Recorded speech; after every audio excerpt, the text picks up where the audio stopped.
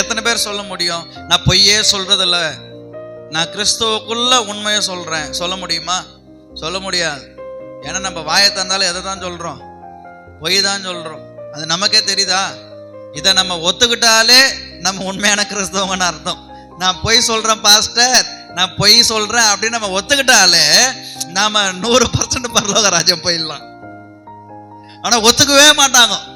இல்ல, நான் அப்படி சொல்லவே இல்லையே, நானும் அப்படி சொன்னேன். அன்பு கர்த்தருடைய பிள்ளைகளை, இங்க பவுல் சொல்றாரு, நான் பொய் சொல்லாமல் கிறிஸ்துவுக்குள் உண்மையை சொல்லுகிறேன். கர்த்தருடைய பிள்ளைகளை நம்முடைய வாழ்க்கையில உண்மையை பேச கத்துக்கணும். பொய் பேசக்கூடாது.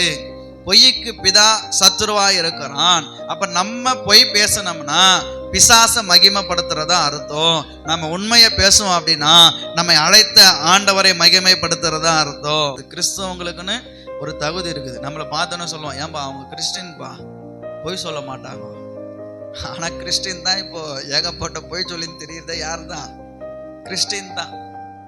எடுத்தா பொய், வச்சா பொய், போனா பொய், வந்தா பொய். நீங்க பேசும்போது அடுத்தவங்க கிட்ட உண்மையை பேசுங்க. நீ மற்றவர்களிடத்துல பேசும்போது உண்மையை பேசு. நீங்க உண்மையை பேசலன்னா கூட நீங்க என்ன கேட்டீங்களோ அதை அப்படியே பேசுங்க. ஆனா நம்மளுக்கு என்ன பண்ணுவாங்க, அதை கேட்டுருவாங்க.